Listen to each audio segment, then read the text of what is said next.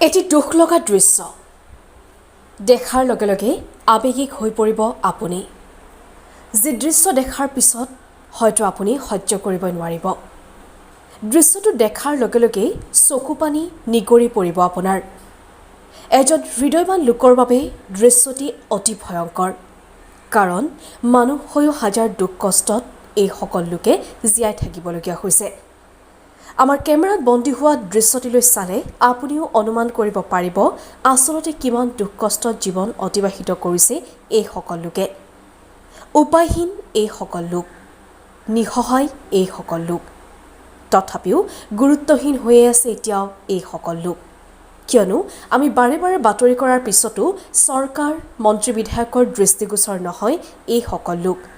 যাৰ বাবে পথৰ ভিক্ষাৰীতকৈও অতি বেছি দুখ কষ্টৰে জীৱন অতিবাহিত কৰিবলগীয়া হৈছে এওঁলোকে সকলো থাকিও আজিও পথৰ ভিক্ষাৰী এই সকল লোকৰ কাহিনীয়ে আপোনাকো খন্তেকতে আৱেগিক কৰি তুলিব কিন্তু কোন এই সকল লোক আপুনি বাৰু জানেনে এই সকল লোক হৈছে লামডিং সংৰক্ষিত বনাঞ্চলৰ দবকা চাংমাজি আশ্ৰয় শিবিৰৰ উচ্ছেদিত লোক এটাৰ পিছত আনটো বিপদে লগ নেৰা উচ্ছেদিত লোকৰ কাহিনী এয়া হাজাৰ দুখ কষ্ট জীৱন অতিবাহিত কৰি অহা লোক আজি পুনৰ এজাক বৰষুণৰ ফলত হৈ পৰিছে দিশহাৰা কাৰণ এই সকল লোকৰ আশ্ৰয় শিবিৰত এতিয়া কেৱল বোকা পানীৰ বাবে দিশহাৰা হৈ পৰিছে এই সকল লোক যি দৃশ্যই হয়তো আপোনাক বৰ্তমান আৱেগিক কৰি তুলিছে পূৰ্বৰ পৰাই আমি কৈ আছোঁ যে অন্যায়ভাৱে এই লোকসকলক উচ্ছেদ কৰা হৈছে আৰু এই লোকসকল য'ত বসবাস কৰি আছে বিগত কেইবাদিনৰ পৰা এজাক বৰষুণ দিয়াৰ লগে লগে এই লোকসকলৰ যি আশ্ৰয়স্থল আছে এই জুপুৰি যিবোৰ আছে এই জুপুৰিবোৰ পানী একাঠো পানী হৈ যায় পাকঘৰ পৰ্যন্ত পানী খোৱা বোৱা কৰিব নোৱাৰে ভালকৈ শুব নোৱাৰে এই ধৰণৰ এক অবৰ্ণনীয় অৱস্থাত বসবাস কৰিবলগীয়া হৈছে যোৱা ৰাতি এজাক বৰষুণৰ লগে লগে আপোনালোকে দেখা পাইছে যে গোটেই এলেকাখন একাঠো পানী হৈ গৈছে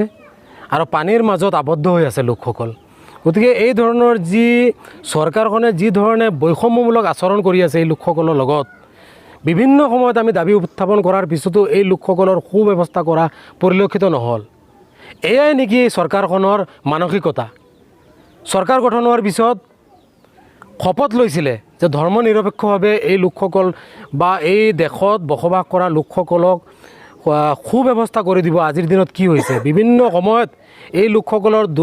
যি অৱস্থা এই বেয়া অৱস্থাৰ বিষয়ে উত্থাপন কৰাৰ পিছতো কোনো ধৰণৰ সুফল দেখা নগ'ল মন্ত্ৰী বিধায়ক সকলো একেই সমান্তৰালভাৱে আমাৰ যিগৰাকী স্থানীয় বিধায়ক আছে এই বিধায়কৰো যি ধৰণে মাহী আইৰ চকু এই বিধায়কজনৰ যি ধৰণৰ কাৰ্যকলাপ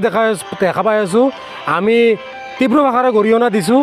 আৰু আমি দাবী জনাই আছোঁ আমচৰ ফালৰ পৰা চৰকাৰখনক যে এই প্ৰকৃত ভাৰতীয় লোকসকলক সুব্যৱস্থা কৰিব লাগে এই লোকসকলো এই দেশৰ নাগৰিক গতিকে এই লোকসকলক সাংবিধানিক অধিকাৰ যি আছে এই অধিকাৰ সাব্যস্ত কৰি যাতে জীৱ জন্তুৰ দৰে নহয় মানুহ যিহেতু মানুহৰ দৰে যাতে জীৱন নিৰ্বাহ কৰিব পাৰে